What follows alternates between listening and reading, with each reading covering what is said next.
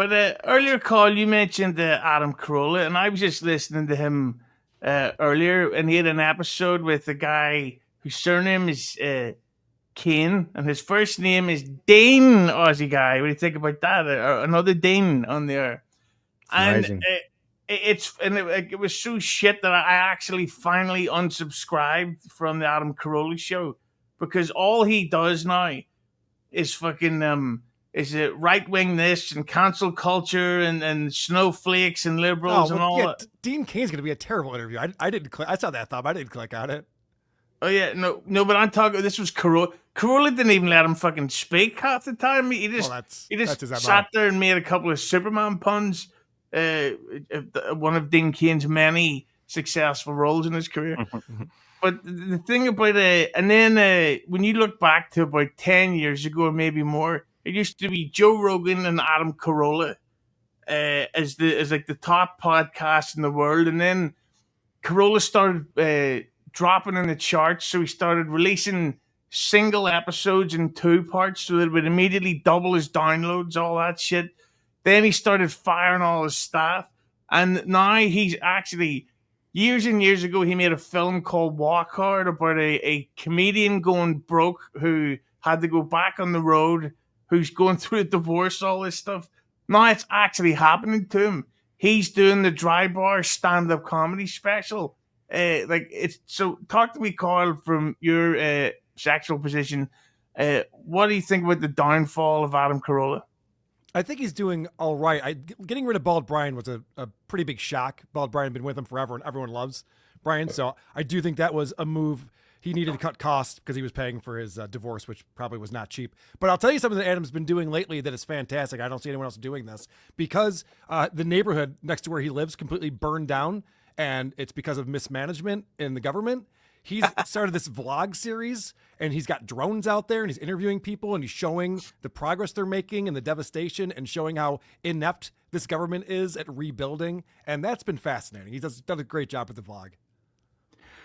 But he's the perfect example of how, like earlier you were saying about how Jimmy Kimmel. I'll tell you this, Hughezy. I made fun of Adam Corolla back in like 2016, 2017 on WATP, and I was a big fan. I used to listen quite often. He's very repetitive. I can tune out a Corolla for months at a time, get back in, and I haven't missed anything. He's still talking about the race he won or, whatever nonsense. Like, okay. But Phil, you of course work in Hollywood as a big-time Hollywood guy. That's what I tell everybody. Mm-hmm. Are you even sort of into this Corolla stuff?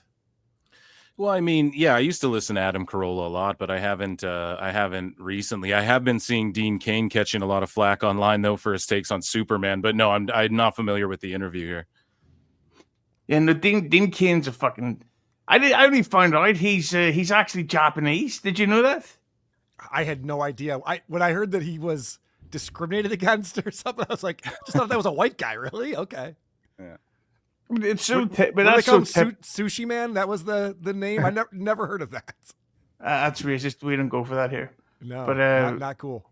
In editing, I will call him that in the intro. But Dean, what do you think about this Corolla? Do you think he's a perfect example of how going overly right wing can actually kind of backfire against all this woke liberal shit and actually be just as boring no matter what? Well, of course. I mean, going extreme either way is immediately you're alienating half of the population. You're ruling those people out. Well, not necessarily half, but yeah, I don't think you want to go extreme either way. I think it's one of those, like, he's been in the game for so long. Like Karl says, you do become repetitive. Everyone's heard all your stories, and yeah, I just think everyone has their time, and it might be his time to make his way back down the other side of the hill. Yeah. By the way, I'm not trying to be gross or anything, but there's 69 people watching live. Facts! Thank you. But with the Echo, do you even bother with Corolla?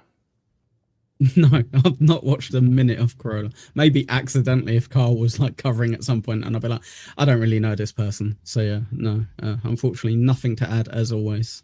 Yeah, well, I just think that with the Corolla, we're going to see him start becoming the guy who starts doing like the lunchtime dinner shows, and he's going on these like preacher tours, and I just think it's unbelievable to see this downfall. And really, he kind of really fucked up to the point that he had to fire Paul Bryan while he's in the middle of intense brain tumor treatment. So now Paul Bryan has to figure out a way to pay for this stuff. And I just think it just wasn't worth it. They should have stuck around. They should have toughed it out. And but Karl, just sort of wrap up the Corolla thing. Would you say that his downfall is his own fault, or do you think it's an unfortunate sign of the times? Yeah, I guess I'm not familiar with his downfall. You're telling me he's had his downfall. He does live shows. He's got dates all the time. He does his podcast. He does like 6 different podcasts. He still does the show with Dr. Drew. He does tons of shit. I don't see that he's had his downfall. Are you trying to get Corolla on the show? Yeah. I want to get a Corolla show. Yeah, that would be pretty good, to be honest. Yeah. Speaking of downfalls, ever heard of Greg Opie Hughes? I'm familiar. But I gotta say though, do you think that babble? Do you think Karl at some point that the roasting has gone too far? Because I used to think, Opie's this guy from the radio that's got this shitty live stream. Now it's as if a homeless guy stole a laptop, and he's living in an abandoned factory. And like, I don't even know if Opie has an indoors of his house because he's always outside. Like there's no evidence of him living inside a place with a roof, and he looks like he doesn't sleep. There's all the evidence that his family aren't around. He doesn't wear the ring or anything like that. Basically, do you think, Karl, that even though you've built a few houses from it, do you think that the Opie roasting has gone too far? I love that you're blaming me for his mental illness. This is not my fault. I have nothing to do with the fact that Greg has had a downfall and is miserable in his life. You could tell from his live streams. You can tell from his friend group. Holy shit. Those rejects he hangs out with at Gebhard's. That's incredible. Yeah. But it's funny. No, go ahead. No, I wanted to ask a follow-up to Karl because it's sort of on the same theme. I wanted to ask you, like, a few things over the last year or two. Like, I feel like younger Karl, Karl from 2 or 3 years ago, perhaps wouldn't have been as comfortable with. Like, the thing used to be observe and report. Mm-hmm. Now it's more like observe, engage, record if you can, and then report. And like the Opie's family stuff, like, I feel you wouldn't have touched that in the past because Opie doesn't really like to bring his family into it. I was just wondering, do you feel in yourself that you've sort of shifted your moral line over the years? Well, we certainly speculate on things based on the evidence we see from the shows. And my co-host Adam Bush definitely speculates on the family and what's going on with the wife and whether they're still around. And we joke that maybe they're dead, buried underneath the house in the Hamptons. We don't know. But honestly, Opie's been a lot more open about his family life and what's going on with his family. So I've been actually reacting to that more than I used to in the past because Opie didn't bring up his kids and didn't bring up his wife. And it's almost odd. Again, it's almost a clue into his, no, see, the family's still around. I bring them up regularly. And he never used to do that. Mm. It's funny you say that because I was listening to him this morning, and that's exactly what happened. First of all, he started talking about some lady that, if I ran into this lady now, I would love to date her, et cetera, et cetera. Oh, interesting. But my wife and kid who are here, it's almost like he was talking to you directly because you have been bringing it up. It was that out of place in the conversation he was having. It was almost a reaction to you. That's funny. I'll have to check that out. But I gotta say, those sort of not in defense of Lady K against Dane's evil question, but it's not trying so to much. get you clipped again, Hughezy. You get clipped every time I'm on this show, so I'm just trying to help you out. But it's not so much the Karl sitting there going, "Let's fucking trash his kids" or anything like that. Right. But it's sort of like with Opie. It's to see what he's become. Like, all of us used to envy the fuck out of old Greg and think, fuck, I would love to do his job. I would love to be able to go to get paid all that money to have all these laughs that he's getting, and now he's like celebrating what fucking getting the $2 super chats, or what do you call them, stars on Facebook. What does that even convert to anyway? 1 penny for every star you get on Facebook. Jesus Christ. Yeah, and I don't know. And I think that Opie is sort of broke him, that he's realized everybody else has moved on. Like, everybody's moved on with like fucking Norton's like having these amazing trips with Black Sabbath and going on vacation and doing this and doing that. Anthony's consistently fucking having the time of his life, yelling about black people and all kinds of things like this. And Anthony's also has a radio career. He was just doing mornings last week. He was filling in for one of the guys. Oh, really? It's incredible what he's doing. Ryan Kilmeade, this week. Yep. Yeah. But what do you think, Ackle? Like, when you see this Opie thing, do you think that he's like an easy target, or you just think everyone should get it? I don't know. I feel sorry for him because he's got a bit of awareness, a tiny bit more than people like stuttering. Not much, but a tiny bit more, where he realizes as much as he would benefit massively from having people like Cardiff and like Tukey come in and kind of put life into it, bring an audience of people actually interested. He's like, but they are going to be taking a mick out of me. I can't really trust anyone. So he just uses those idiots in real life, as Karl so politely said earlier, to help him at a bar. And and not to cut you off, but I just wanted to circle back on something that Aussie guy was saying, because it is true. Observe and report was always the motto, and things have changed. And I think one of the big reasons for that is I used to make fun of people and they would ignore me. And now I get like demand letters and cease and desists in the mail. And it's hard not to comment on things when people are actively trying to litigate against you and talking all sorts of shit about you on their streams. So it definitely has gotten more of a back and forth than it used to be. Do you think that it's just basically a continuous downslope for him, Karl? Because there's so many times Opie could have maybe tried to do a show with Jim Florentine, or maybe tried to do something regularly with the fucking Jackie the Joke Man. But instead, he just wants to continuously do this zero effort, low rent stream at the most, and not only that, the most awkward times around. Like, he'll do a live stream at like fucking 8:30 in the morning. That's not even 8 when people could maybe listen on their drive. By 8:30, you're already in the office, sort of getting ready for your day. Nobody's getting to watch this stuff, and I think it's sad. But what do you think, Phil, baby? Yeah, I mean, well, you said, does it just continue to go down and down? I don't know. Like, maybe he should just start leaning into it more. But I mean, how many times are people going to say that? You know, ultimately, yeah, does it go downhill from here? Sure. I think he's just on the lol cow path. You know, he Brendan Schaubed himself, or Greg Opie Hughes himself. It's becoming known as that now, you know? So, yeah, I don't know. I don't think he should team up with Stern. That's my idea. And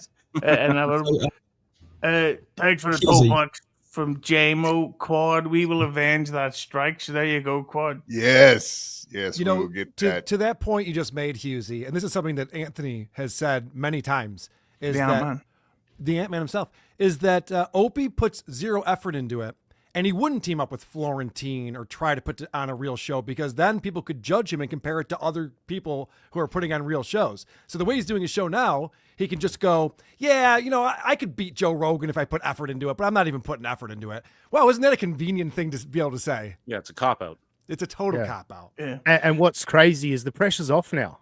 Like, everyone is mocking you. Like, so you can just go for it. Like, the Tukey and Cardiff thing, he was laughing and smiling and having a good time. They were like, dancing together. Happy. It was insane. Yeah, like, it's wild that he just doesn't take the leap, and he would start getting a bit of income if he teamed up with Tukey and Cardiff, for sure.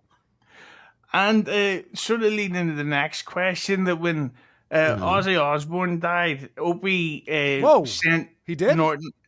But Ozzy or Kelly Osbourne's music career, each one. Okay. But seriously, guys, let's hold the laughter for afterwards. Right. And but when he died, he sent Norton a pretty nice message saying, "I know how much that meant," like all that sort of shit.